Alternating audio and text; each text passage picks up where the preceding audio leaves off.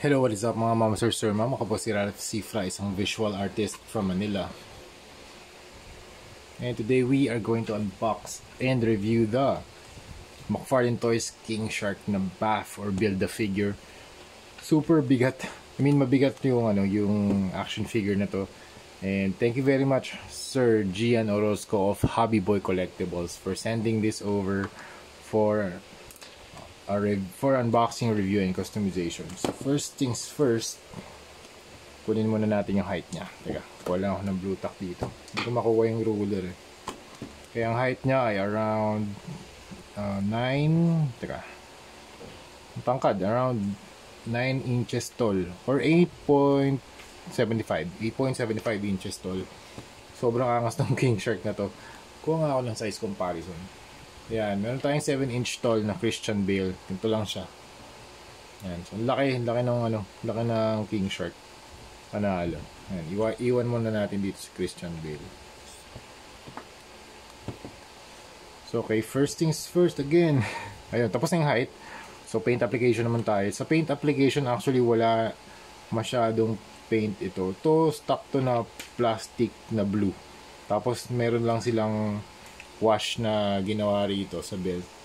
Sa shorts niya na parang dry brush na light blue para mas mukhang weathered. Ganda rin ng detail na medyo nakabukas yung zipper niya kasi medyo malaki yung size ng weight niya. Ng abdomen niya. Tapos dito may mga battle damage din yung kanyang skin.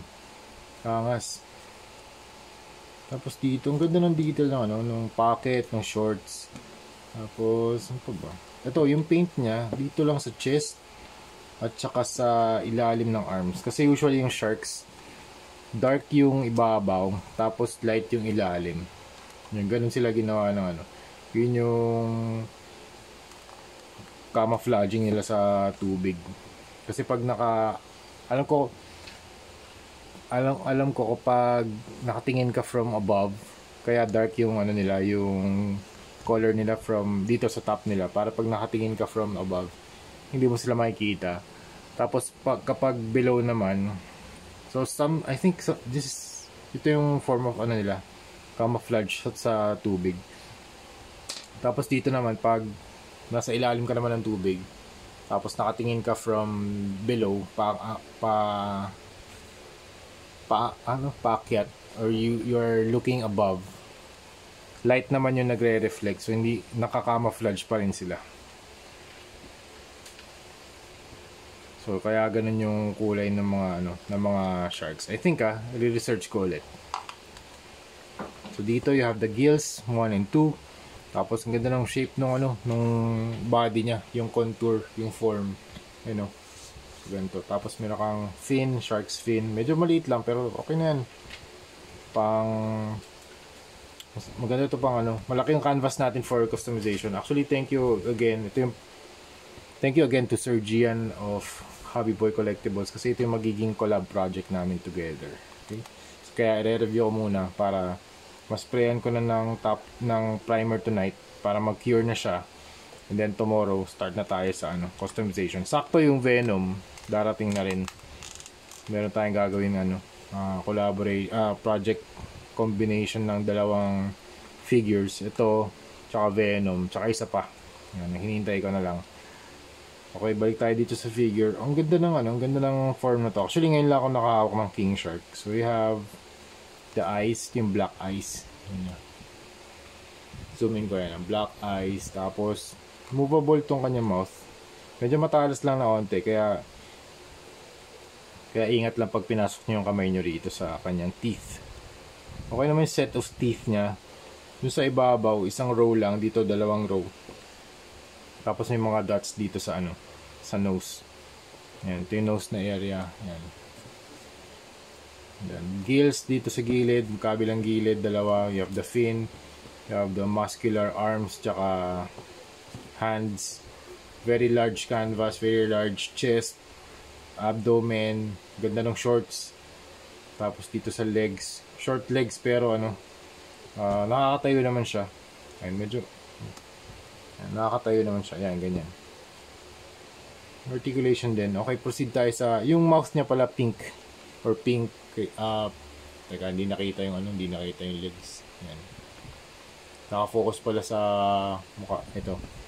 Abdomen, tapos ito yung legs. Okay? Yan. Sa paint, yun lang. Yung white lang yung ano, yung, I think kinispray lang nila yung white dito under sa arms tsaka dito sa chest area. Pero yung plastic niya, gray. Yung dito naman yung plastic niya, blue. Tapos din dry brush lang ng light blue. Yan. Tapos yung texture, ang ganda yung texture nito, flexible, yung material pala, flexible plastic, para nakakagalaw pa rin siya.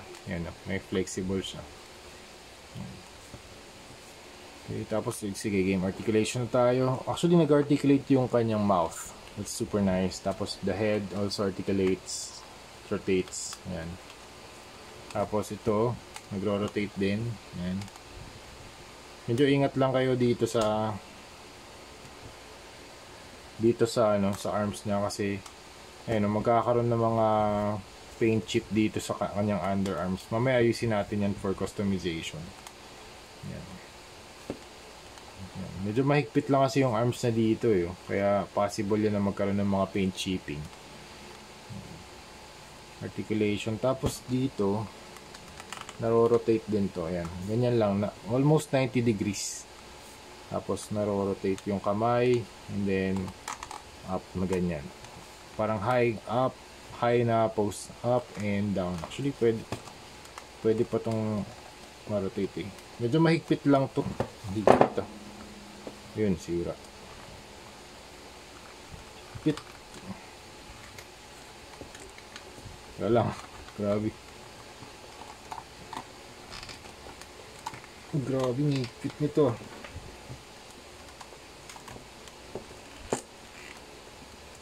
Yun. Yan, ganyan. Okay. Yun naman yung other side. Grabe, higpit. Tapos ito, ganito lang pala yung peg niya. Malalaki yung peg. Malalaki. Kaso medyo loose tong right side. Yun, no. Tatanggal ka agad siya. Yan. Tapos, nagro-rotate din naman to. Ayan. May articulation din dito sa kanyang chest. Tsaka sa pagitan ng kanyang stomach. Ayan. Okay. Tapos meron din dito sa waist cut. Yan, so you can rotate 360. Tapos sa legs, konting articulation lang kasi nakaharangan ng shorts. And then dito sa kanyang paa, may toe articulation at saka meron ding ayan, foot articulation. Okay? So overall, this is a very very nice addition sa inyong collection. Kung nato-collect kayo ng mga bath or ng mga build a figure from McFarlane Toys, I think isa to sa pinaka magaganda kasi the sheer size of this super cool. Taka. Lalo na kung napanood niyo ano, yung mga Suicide Squad na movies.